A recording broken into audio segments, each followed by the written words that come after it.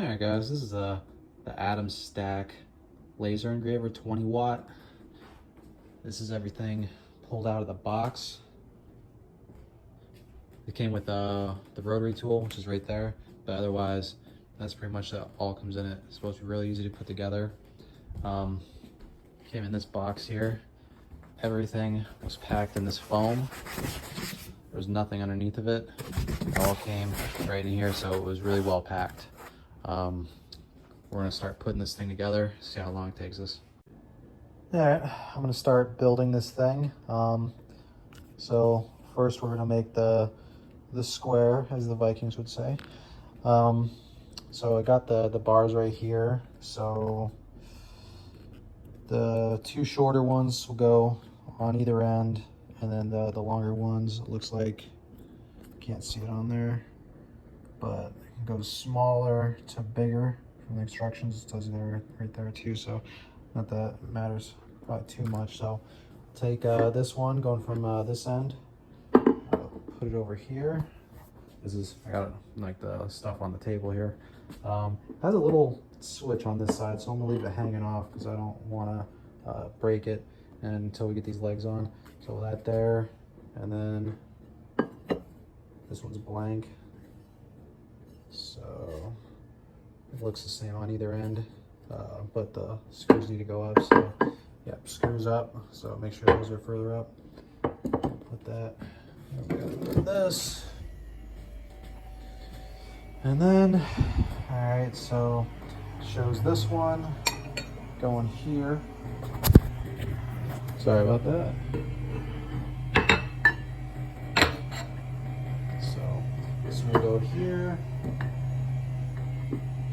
and then it says on the instructions logo up on that side, so it's the only logo I see here.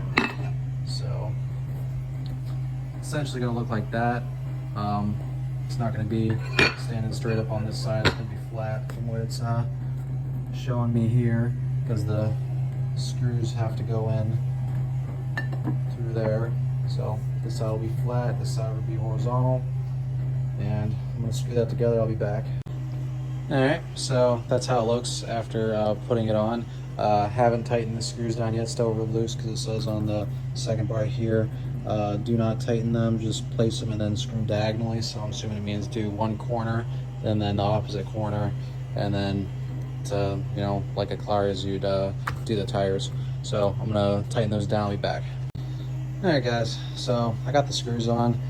Just a little tip, I kind of messed up. I did have this wrong, but so the way that you're gonna know it's right is obviously this is gonna be up the top here, but they're gonna need to be recessed. So if it's on, you have it on the side where the screws aren't recessed into the bar, it's wrong.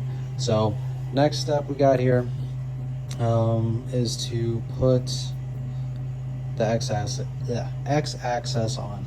So we have this big piece here. We're gonna slide it on now, because you can't, put it on before because the feet go on next, which screw into each corner, so obviously you won't be able to do it otherwise. It's kind of confusing because it has arrows going this way, so you would think you would put it on this way, but it has the little switch here, so you can't put it on this way. And I was wondering if I had this on the wrong end, but if you look there,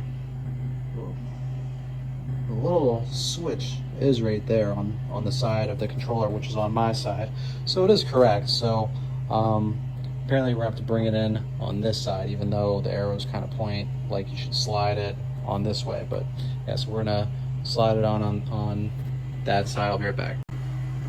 All right, I've got it on. Make sure on the same side you have these labels. You have the insert, because that's where your laser is going to slide down on top of. So to make sure that's on the same side as your controller, the one side that's facing you. Takes like 2 seconds to slide that thing on. So now we're going to put on the feet, 3 feet on each side, and the controller. So controller right here, it's going to go on over here. Has has its little rubber feet on it to keep it off the ground, and then the other 3 that come with it that you're going to put on either end. So I'll put those on real quick. Be right back. It has the steps on the screws, so even with step 1, that's how you're going to know what screws you're going to use for each step. So I'll be right back. I'll show you what it looks like when it's done. All right, so these are on. So as you see, they go in the grooves here. So that's why you get 7 of them. So the 7 larger ones go in the groove here. So 2 on each of his feet, which is 6, and then you get 2 little ones that'll go right into the flush surface here. And then you got your 7th one over here to hold the controller in place. So those are the 7 screws that come in your second step pack. So we're about to be putting on the belt next. This didn't come assembled already, so it goes on here on each of the sides. The one up top is already done for you, that came assembled already, and this is pretty much how it's going to look like. It doesn't have this over here on the controller side, so I'm assuming it just probably goes over and you cut it. But yeah, it has these little clamps that you just pull through. I'm gonna do it real quick. I'll show you how it looks when it's done. All right, I've got the belts on, so got the little screws to hold it down. For these 3 specifically, make sure that you push them in a little bit further. Don't put them like right on the end here, because then you can't put these little caps, because it has this little notch on it. So make sure you put the screws that hold it in place a little further in. I'd also recommend to get a little screwdriver for when you're trying to weave over top of it. When you push it under there, like, it's kind of hard to get in there to grab the belt to pull it up. So get something so you can stick it down there to push the belt up, so you can get your fingers in there, grab it. So that's what I recommend putting on the belt. Got the belt on now. We're gonna be moving on to step 4, which is essentially kind of hooking up all the wires and whatnot. So we're gonna start doing that. So we got the laser on, the most satisfying moment. It doesn't clip down, so make sure you're holding it in place. This is the screw that you use to tighten it on the back plate to keep it steady from falling anywhere. So don't just drop it. Make sure you're holding it in place to tighten that down. Next, we're gonna start putting on the wiring harness. As you can see, this is actually kind of cool. That way it looks cleaner anyways. So it's not hard to figure out where what goes, because it's only so long. So this one clearly goes to this little sensor down here. I'll plug that up in a minute. And then these 2 here, because it goes only the second furthest length. So that one's gonna go here. This one's gonna go to the other little sensor back over here. And then you only got 2 left, which are gonna go to the longest parts over here. So this one would be next, because that one's slightly shorter. So that one's gonna plug in there. And then the longest one is gonna go to the laser. So I'm gonna hook up the wiring harness right now. I'll be back. All right, guys, so the wiring harness is hooked up now. As you can see, it's a little, janky looking, because it's not, zip tied down, but they give you some zip ties so you can, fix it up a little bit. What I'd recommend doing, obviously, is push it to the max that it's able to go, and then zip tie it wherever you can to make it look better. Just push it all the way over to its maxes, so it, you know how much slack it's going to need. So, but since we're done with that now, we're going to go ahead, go on to the next step, which is putting the offline controller on it. It just sits here in the front. It's magnetic, so you don't have to worry about placing anything. Take this little USB cord right here, either end, and you're just gonna plug it into it. So it'll just have either end going in one side, and that's it. That's all you're gonna do for this step. There, guys. So the last thing you're gonna do, is you're gonna, this is the blue cable.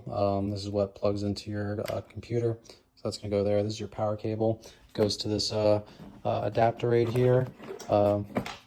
So the adapter just has this connector right here, that your power cable is a splicer.